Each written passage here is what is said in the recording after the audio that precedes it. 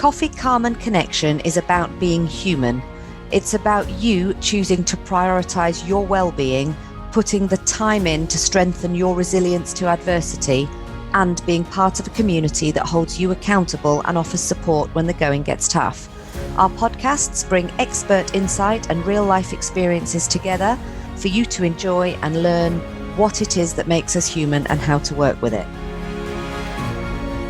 Good afternoon, Ahmed. Thank you ever so much for joining me on the Coffee, Calm and Connection podcast. I would love if you could give us a bit of an overview of your background, and then I can introduce the topic.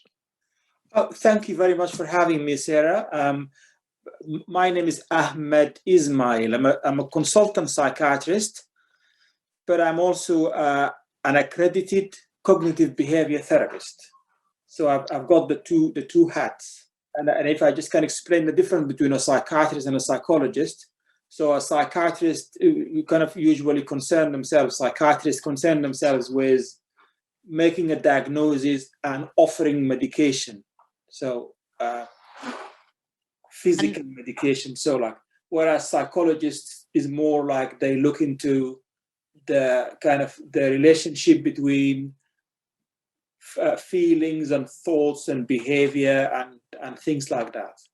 Yeah. Fabulous. I'm glad you gave the distinction, because it's something that I think sometimes is used interchangeably. So it's useful to have that understanding from the get-go. And actually, your two hats, as it were, allow you to give a really integrated sort of approach to somebody. Is that right? Yeah, so I've got the two hats, as you said, the two qualifications, which allow me to kind of actually look at how the medical model work in terms of the diagnosis and medication, but also the other side of this, which is a psychological treatment, which is a talking therapy, which works slightly different. The emphasis is slightly different. Really helpful. So today, and we've had some conversations prior to this about depression, and I would love to have the conversation with you today about depression in its many different guises. So I'm talking clinical depression, I'm talking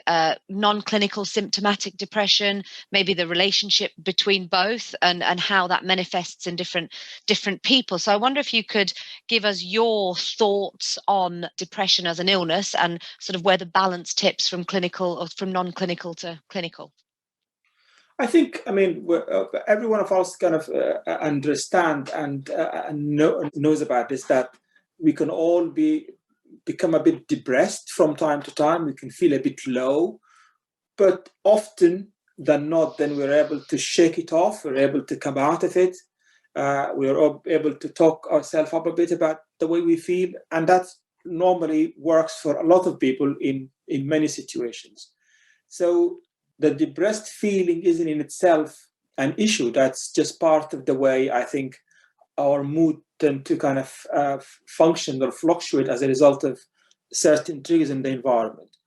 But sometimes, and for some of us, that drop in mood can sometimes be quite significant, and it's quite difficult for people to recover from it, and it lasts a bit longer.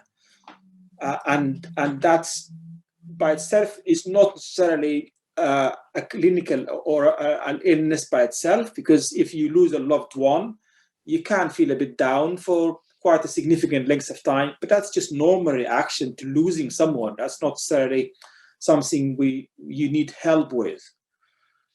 So people can experience these feelings and they recover from it, or can it be quite long, but would be within accepted kind of a normal reaction to things.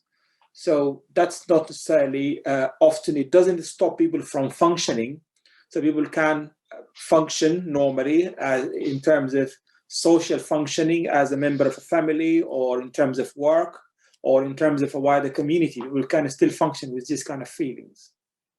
I did a podcast with Leisha from NAFS a few days ago, and it was really interesting. And we were talking about burnout, and she was saying that in her reading, somebody whose name escapes me at the moment, I think Judy Clippin, had said that depression is when you are exhausted of life and burnout is when you're exhausted from life.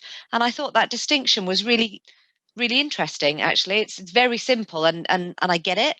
So I suppose what this is quite an interesting podcast to go alongside Leisha's, because we're looking at symptomatic reactions that could be quite similar: burnout, depression, and the crossover between the two, they're quite interlinked. Yeah, I think these things are interlinked, and they are on a continuum, meaning we can all have some degree of those feelings. But sometimes for some people, these feelings might be quite really set in, entrenched, and it's difficult to shift. And that's when you get the type of a clinical depression where that stop you from functioning. And that's the type of depression we would like to help people with, because we think we can offer many types of treatment. Can you define to me what you mean by stop somebody from functioning? Because a lot of the people I speak to, and I've certainly experienced parts of this in my life, and people close to me have as well, where the ability to function and just get through life is still there, but it's sort of reduced. So you still get up, you still go to the shops, you still get the kids to school, you still go to work. It's just mentally you're disengaged from all those processes. So where does the balance change when functioning is not really happening, although you're going through the motions? Does that make sense? I don't think anyone can give you an exact kind of point where to say at 30% of this you will have clinical depression. I think this is more like just a degree of as compared to your functioning before. So if you can't go to work anymore, or if you can't function going to work when you're there, if you can't maintain your attention concentration to do the work you normally do, I think that's where if you stop functioning as a partner or as a father, and the normal things you do every day, you can't do them anymore, or you do them with great distress, really, and suffering, that's stop functioning. And that's a brilliant benchmark, actually. And I love it because it's comparative only to you rather than to, I think there's so much in this world at the moment where we compare ourselves to others, and it doesn't help. Whereas if your benchmark for your feeling is only you, I think that's quite a useful tool for people listening to be able to think, actually, me at the top of my game and me now, where is that benchmark, and is it something I need to think about getting some support with? Yeah, people can function with a significant degree of mental health problems. So what the level of depression for you that stop you functioning, maybe someone else is just day-to-day stuff, doesn't affect them. So it's quite variable. I mean, Winston Churchill, I think, is quite known for talking about the black dog, which means the depression. So he was highly functioning, wasn't he? I mean, he was kind of functioned to a very high level. So that didn't stop him from functioning. So just feeling depressed and feeling low doesn't mean necessarily that you become clinically depressed. I think it's more complicated than that. And sometimes it's the degree of vulnerability you have for these problems and the stress level you experience at a certain point. And often it's about that stress level actually mirroring some of your vulnerabilities. So if I just may explain that a bit more, I mean, in general, depression is about loss and failure. So this is the two main kind of really belief that get activated. And when I say activated, means they're already there, but you were able to overcome them over time in your life. You're doing things to try to stop them from coming out. So if you have that vulnerability, so if you were brought up in an environment where there's a lot of failures and a lot of losses and things, that makes you vulnerable to depression when you become older. So if you get stressful events that is around loss and failure, then you're more likely to react badly to those things. Yeah? Yeah. So there's some kind of level of uniqueness about your experience and how depression comes out at the end. So it's not just the stress at work and then you become depressed. No, that seemed to bring out vulnerability. So you've already got that thing there. Almost like a genetic preemptive possibility that you're more susceptible to this type of illness. Yes, some of it is genetic and some of it is environmental. And Yeah, there's the a nature-nurture debate. yeah, the environmental level of it. There's a very good research done by, I think, someone called Harris, which looked at depression, and they found that women who had lost their mothers before the age of 11, they're more likely to have depression as an adult. Yeah. Wow. Yeah. So there's certain kind of what we call schemas. There's certain kind of set of beliefs and way of reacting to environment that may lay dormant there, waiting for certain matching event to become activated. Does that make sense? Yeah, makes a lot of sense. Do you, in your line of work, see a particular type of person more than others? And I'll just frame why I've asked that question.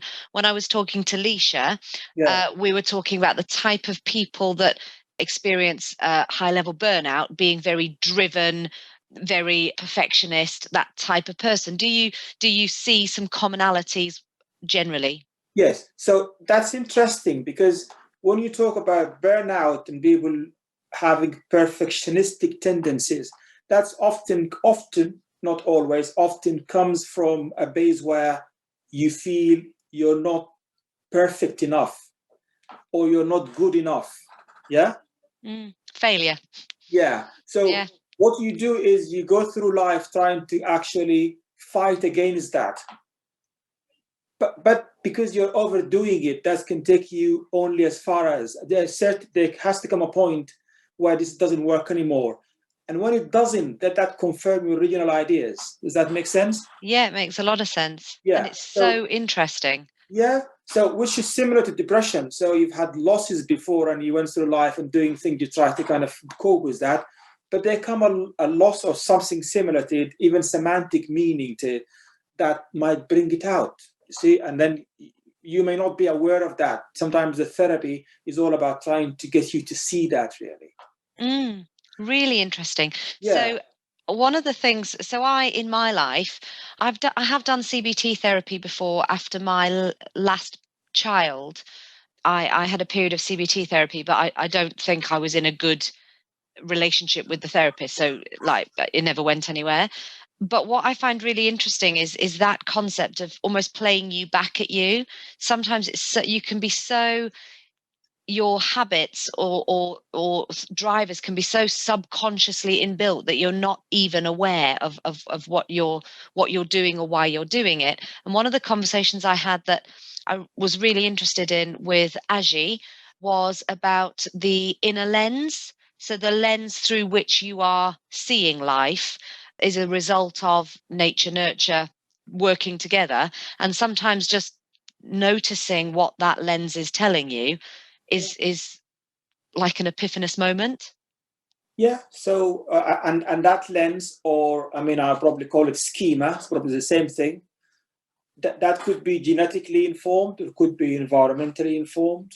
But I mean, the point I was trying to get through here to people is that it's the events later in life may need to have some matching similarities, mirroring effect of those problems. In depression, it's usually around loss or failure. Yeah. So you'll be working very hard to trying to really disprove you are prone to failure, that and make sure you're successful. But if you overdo it, or if you're working harder than you should, then you might invite that kind of things to become reality. So yeah. I have a question from something I did a while back, a conversation I had with someone.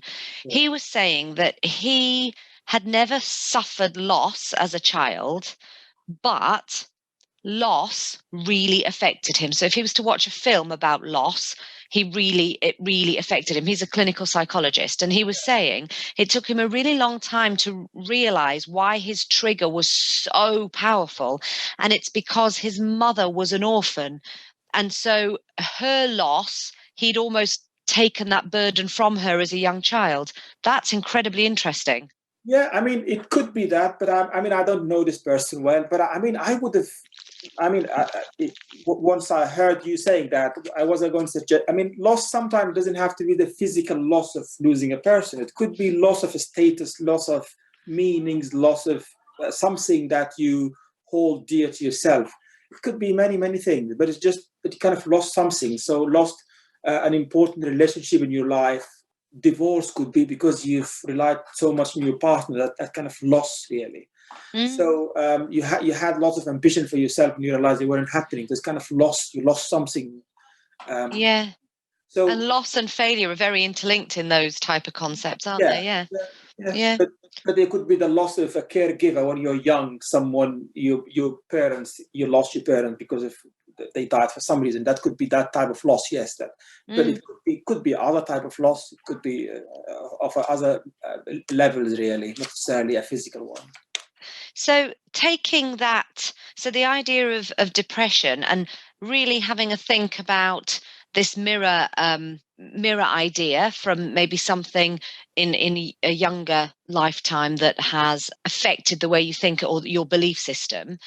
What sort of things can you do if you are somebody that does struggle with, I'm going to call it functioning depression? I don't know if that's the right term or not, but what sort of, because it's not any fun to live that day in, day out grind of, I'm just forcing my way through life and I just wish I wasn't. That's not any fun. What sort of things can people do if they really want to start to evaluate their own perceptions and filters or schemas? Yeah, I think if you have a functioning depression, it is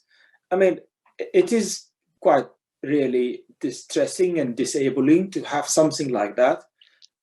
But I think psychological treatment, talking therapy, trying to really look at the reason you feel that way, because often those feelings are triggered by negative views about yourself or about other people, about the world. So you need to understand a bit of why that is the case.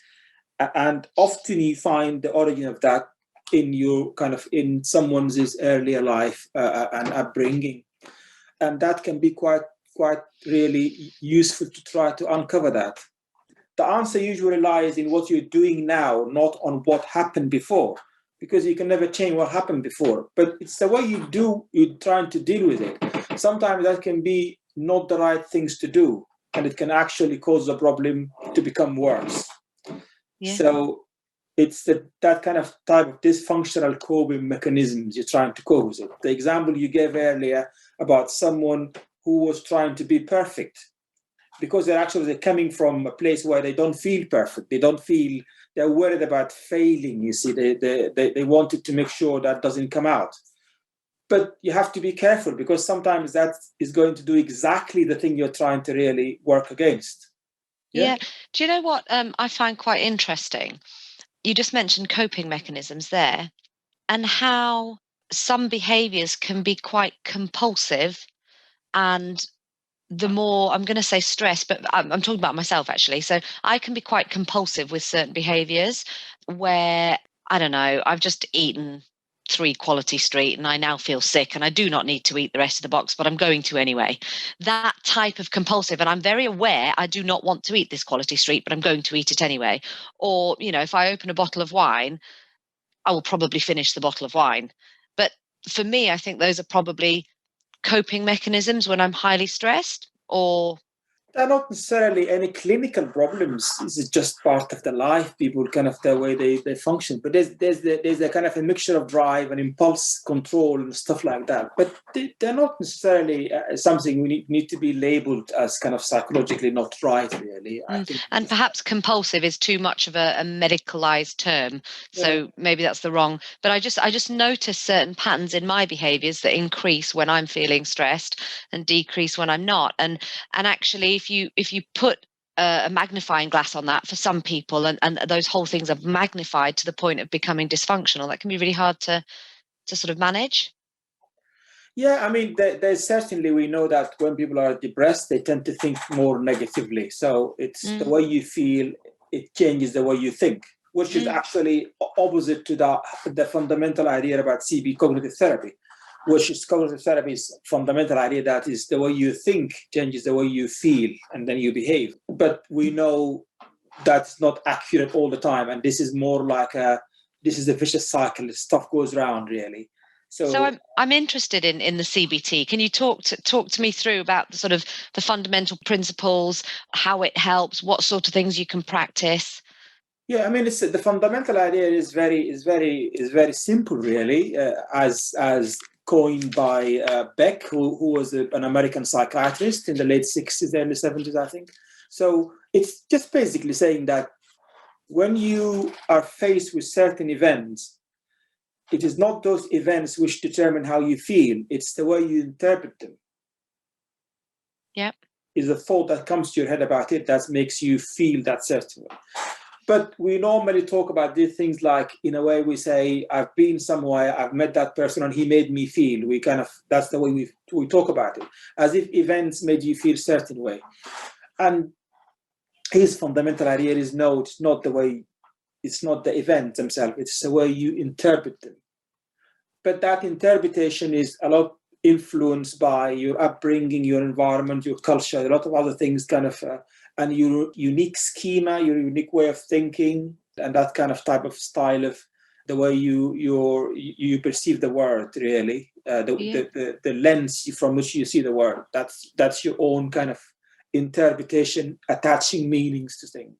Mm. So that's basically what CBT is, cognitive therapy is. I mean, the behavioral element existed before the cognitive therapy came to existence, and that was very much it is the Pavlovian kind of dog experiment. I don't know if you know about that one. It's about the Yeah. So it's that kind of association you get with some primordial kind of feelings, and in a state that is linked to, in a way, our senses linked in a way to reward. So it's whatever you're being, that can reinforce certain behaviors or otherwise discourage people from taking certain behaviors. So the cognitive therapy idea took off as cognitive therapy, but later on people realized there's a lot of behavioral element to this, so they combined the two together. But cognitive therapy was originally about the way this is the way we interpret things, and the meaning we attach to things is what determine how we feel about things. Yeah. No, that's really interesting. If we experience strong emotions, we need to change the way we think about things. That's basically it. And I suppose that is done over time with small incremental changes and sort of process behind it to form those habits, those neural pathways. Yeah, I mean it's quite a personalized. It's quite a, so CBT works on your problem rather than giving you a already preformed diagnosis to say this is what the problem you have. So in terms of the psychiatrist, the medical model, we say you've got this symptom of depression, which you feel low, you feel tired, you lose interest in things, you're feeling hopeless and helpless, you're feeling guilty, therefore you have depression. Whereas that's what the psychiatrists say. You've got these symptoms, you've got depression, I'll give you this medication, it'll help you to get better. But the psychologist would say differently. I need to understand what exactly made you to be more inclined to think this way if you are faced with loss, for example. Why would you feel very depressed? So we need to look back at your childhood, your upbringing. We need to look back at your family history of psychiatric problems. Maybe you have a high genetic loading of these problems. Maybe you were faced with too many losses when you were young. And that's what made you prone to these problems, because it made you have this idea that you're always going to have, you're going to fail or eventually, or that loss is going to be, you're always going to be faced with some element of loss in your life. And that's the idea of the lens or the schema. That's what really your own, that's your kind of your blueprint. That's how you think and respond to think. That's your way of, your unique way of reacting to things in your own environment. Do you think there is a place for meditation, mindfulness type work when trying to unpick some of these schemas or perspectives? Oh yeah, I mean it's absolutely. So mindfulness is what now they call it the third generation of CBT, of cognitive therapy, really. I didn't know that. I mean, people have learned. So I think when in the 60s or 70s, people, so these ideas were coming out and they were kind of being held as dogmas. So this is my kind of idea. So it is cognitive therapy and this is behavioral therapy. But people now started to realize, I mean, these things are really, they feed from each other, really, and they quite have element of truth in them about the problems. So what I'm trying to say is, the mindfulness is not being sold as a separate kind of type of treatment. It's still part of the CBT kind of approach to things, and it does, in addition to using those Far East kind of Buddhism ideas and stuff about meditation and stuff, it still uses that kind of fundamental ideas about CBT and behaviorism within that. So absolutely, mindfulness it helps with anxiety. It helps clear one's thoughts. It helps to stop people from rushing into kind of making an assumption about things. So it does definitely have element in treatment, and it does have a lot of empirical evidence backing it. Yeah, absolutely. I love the Viktor Frankl approach, the stimuli space response. But one of the things that I think about mindfulness is it increases this space in between the stimuli and your reaction. And once you're aware of that tiny moment of space, you've got the power to make a choice. And I think that's an incredible tool for anybody to start to develop. Yeah, absolutely. Because sometimes it has a similarity to the way CBT works anyway, because CBT is about, again, slowing that time between you being an event and then feeling certain things. It's about trying to get you to see that there's something in the middle happens, which is a thought process that sometimes or often is negative, and that's why you feel that way. And it's just to try to get you to slow down that process, to bring it to your attention, to try to help you to deal with it. I hadn't realized the connection between CBT and mindfulness, but now you say it, I think I see it. And I think just being present and taking that little tiny bit of space is such an important thing, especially when how crazy our world is at the moment and how busy our lives are. Absolutely. No, I think that's really, really interesting, and really valuable to the people listening, because I know in my line of work, I speak to an awful lot of people that are high functioning depressive, work so hard, put so much pressure on themselves, and it's hard. So having these kind of conversations and just understanding a little bit more about why and what we can do to help, I think is really, really interesting. So thank you very much. Yeah, I mean, I think if we've already mentioned the symptoms, but the symptoms of depression, I think most of the classificatory system kind of agree on that kind of, this is the main symptoms you would expect someone who is clinically depressed. So people feeling low all the time, feeling sad, miserable every day, through the day. It's not just part of the day.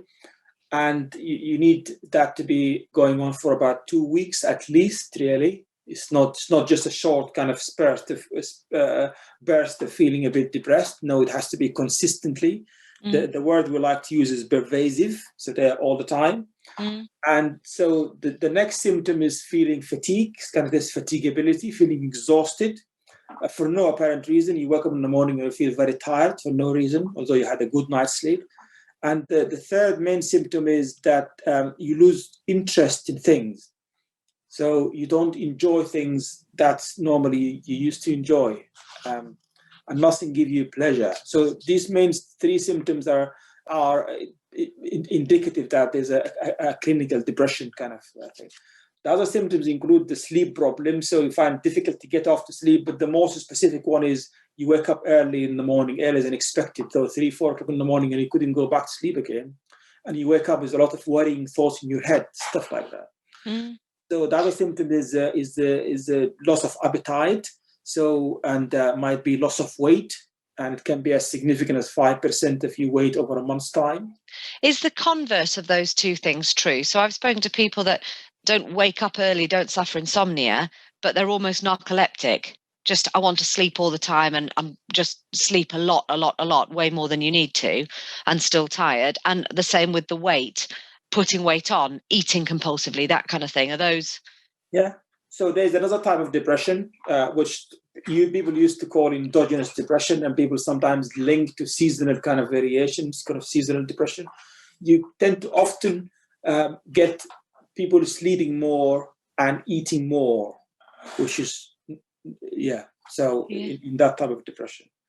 So sleeping more and eating more doesn't necessarily mean you're not depressed. It could be still kind of depression. So it's all about the three symptoms I mentioned at the beginning, which is a low mood, the loss of interest in things, and fatigability. There's also a lot of guilt feeling and worrying thoughts and losing attention and concentration and increase in sexual drive and things like that. So this is probably just a list of the most kind of common symptoms of depression. People need to look for, really. So as we said, you could be functioning depressed, but there usually come a time when depression becomes so severe because of certain events where that you stop functioning, and that's when people respond to medication often. So you need to get that degree of clinical symptoms for people to become more treatable, really. Sometimes lower level of depression doesn't respond to medication. So I encourage people, if they feel that they have any of these symptoms, to talk to someone, because sometimes these things can lend themselves very nicely to treatment with talking therapy. And to stop you from getting to a point where you become clinically depressed and can't function. Yeah, no, I really appreciate that. And I think laying out the sort of main symptoms, I'm sure lots of people will relate to them. And I think it's quite helpful. The two things you've said to me that are quite helpful is the pervasive nature of those symptoms when viewed against a benchmark from an earlier point in your life. And that for me is quite enlightening. You're viewing it against yourself from a happier time. So no, I'm really grateful for that, and I'm sure it will be very valuable to everybody listening. So Ahmed, can you explain to me this sort of the vulnerability to depression and recurrent depressive episodes and how that fits certain people? Yeah, I mean, it seems like once you become depressed, it seems for some reason you become more susceptible to having further depressive episodes in the future. And a lot of research has gone to try to understand that. And there's a lot of people, I mean, I could recall a guy called Teasdale. I mean, there's a lot of work and research done in this area to try to understand that. So of why once you've had a depressive episode, a clinical depressive episode, why one's become more prone to having another episode and another episode and another episode. So what does explain the fact that depression become recurrent? So I think what they have come up with is the fact that the more depressive episode you have, the more you require a lesser type of or degree of stress to trigger it. So you don't need as much stress as the first one. So it becomes almost like something like an association. So a minor level of stimuli can trigger you to becoming depressed. So if you became depressed the first time around because you lost your job and you divorced from your wife and stuff like that, the next one might not need that level of stressful events. It's just because somehow your mind and your body kind of recognize these symptoms. So the next time, but even by association, even certain kind of feelings, you might get those triggering you to become depressed.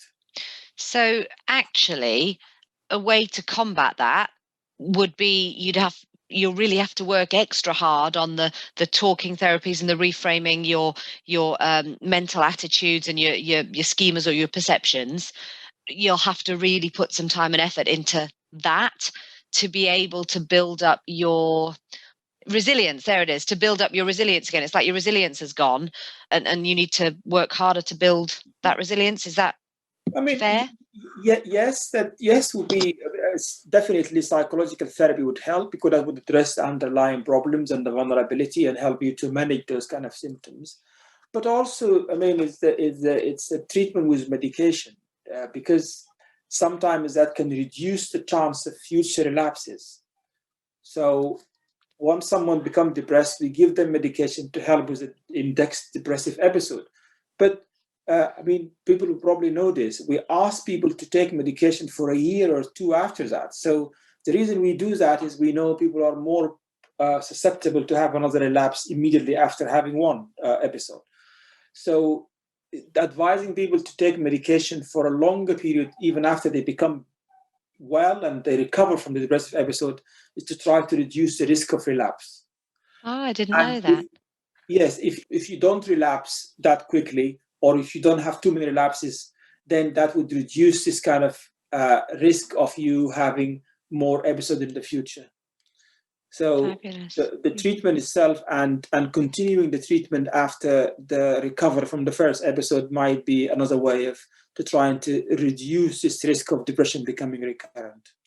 That's really helpful. Thank you. Also, once someone had more than one episode, so if you've had one episode and then another one and then a third, then you probably advise you to take medication for longer than a year or two. So you'll be looking at longer periods in addition to the psychological treatment.